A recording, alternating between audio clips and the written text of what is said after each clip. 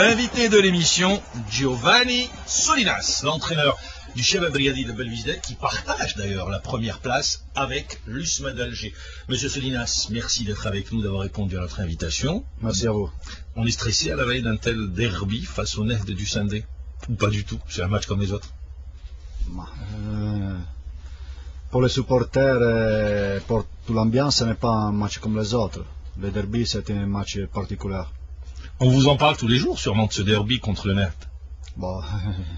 Avant que la saison débute? Oui, bien sûr, tous les derbys. Le NED, les Moloudi à l'USMA, c'est comme ça. L'ambiance, les supporters, ils vont gagner ce match. Monsieur Solinas, si on vous avait dit qu'après 6 journées, vous serez en tête, quand je dis vous, l'équipe, le CRB serait en tête en compagnie de l'USMA d'Alger avec 12 points, 4 victoires, et une défaite contre l'USMA d'Alger, 2-0, un match nul ramené de Tlemcen, un but partout, vous auriez signé dès demain?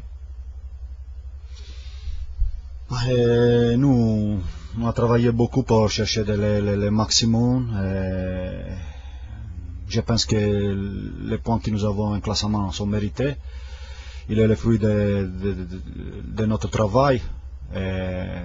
Inch'Allah, j'espère de continuer sur la même dynamique. Surtout que vous arrivez dans un contexte assez particulier, vous succédez à un entraîneur qui avait été adopté par les supporters, en l'occurrence l'Argentin Gamondi.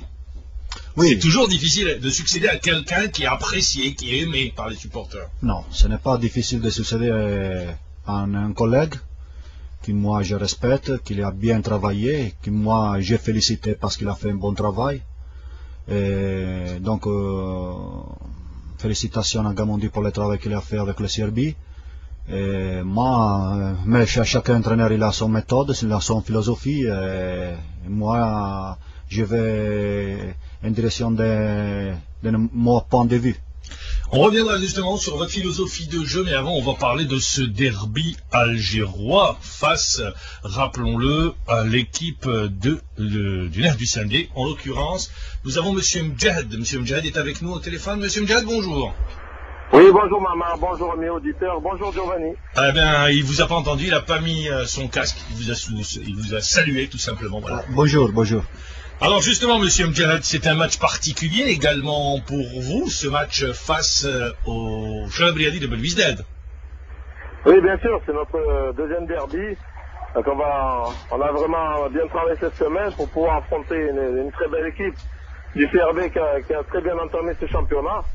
Donc c'est un derby et je sais que ça va se jouer sur un petit détail, donc il va falloir que les joueurs restent bien concentrés tout au long du match.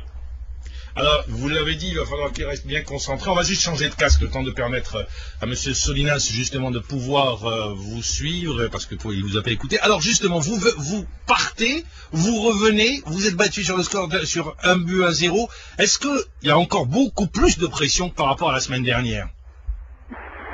Écoutez, non, pas particulièrement. C'est vrai que c'est un match que les supporters attendent avec impatience, que c'est Rusindé et Boulégia, c'est pratiquement le même quartier. C'est vrai que c'est un cachet vraiment derby. Et nous, avec le staff technique, on s'est attelé à faire un très bon travail tout au long de la semaine. La semaine dernière, on a été perturbé quelque peu par mon vrai faux départ. C'est vrai que ça a un peu affecté les joueurs, mais cette semaine, on a très bien travaillé dans la sérénité. Et je suis sûr qu'on va être présent demain. Vous serez privé d'un de vos attaquants, notamment Saïbi?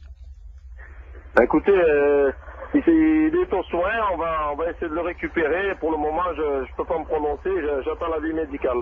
Alors, justement, pour vous, quelle va être la clé du match? Écoutez, sur un derby, ça se joue vraiment sur un petit détail. Il va falloir faire attention aux stratégies. Souvent on est en difficulté là-dessus. On a travaillé beaucoup cette semaine sur ce point. Et je sais qu'on sera présent demain. Maintenant, c'est un cachet derby. L'équipe qui aura le plus la volonté de gagner ce match remportera ce derby. Quelle impression vous a laissé cette équipe du CRB? Écoutez, c'est une excellente équipe. La saison dernière, elle a fait un excellent travail. Aujourd'hui, M. Solinas, il met son empreinte avec la rigueur italienne qu'on connaît. Aujourd'hui, elle est première au classement et c'est mérité. Merci, Monsieur Mdjahd, d'avoir été avec nous en direct. Voilà. Alors ça, c'était pour la présentation du derby. Monsieur Solinas, vous parlez de votre philosophie de jeu. De quelle école est-ce que vous êtes dans cette école italienne? De qui, par exemple, en termes de jeu? Vous êtes inspiré d'Elenio Herrera, de qui? Le plus de Mourinho, de qui par exemple? Non, mais moi je pense que dans l'ère d'Internet, il n'y a plus d'une école spécifique. Avant, les Italiens sont connus pour les catenaccio, contre-pied, mais maintenant ce n'est pas comme ça. Le football maintenant il est globalisé comme la société. Les informations ils passent d'un continent à l'autre. Donc maintenant il n'y a plus. Si quand même il y a une équipe qui fait rêver tout le monde, là où vous allez, tout le monde, celle qu'on appelle l'équipe de la PlayStation, c'est Barcelone. Elle fait rêver tout le monde, mais personne n'arrive encore à atteindre ce niveau-là. Oui, mais moi, je vais faire un exemple. L'entraîneur de l'équipe nationale, quand l'Italie a gagné la Coupe du Monde 2006, Lippi, en demi-finale contre l'Allemagne, il a terminé avec 4 attaquants.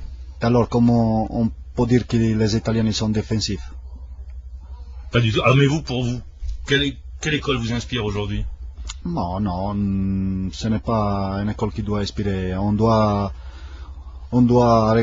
Première chose, on doit regarder les caractéristiques des joueurs que tu as à disposition, et avec les caractéristiques des joueurs que tu as à disposition, tu fais ton chemin.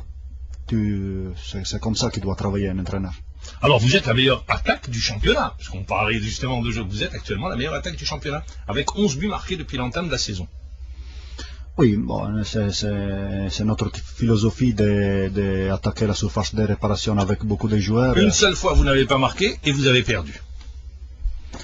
Oui, mais cette match même nous avons créé beaucoup d'occasions. Donc la production il est bien même ces matchs. Sur une mi-temps, disons. Bon, non, même deuxième mi-temps, parce que même deuxième mi-temps nous avons... Vous avez touché le poteau en deuxième mi-temps. Oui. Et qu'est-ce qui a manqué alors ce jour-là? Un peu de chance, je pense. Et le football c'est comme ça, l'histoire de les matchs. Il est comme ça, l'équipe il a bien joué, et après il a encaissé un but sous balle arrête, et bon, il a perdu un peu de confiance, un peu déstabilisé, et c'est comme ça.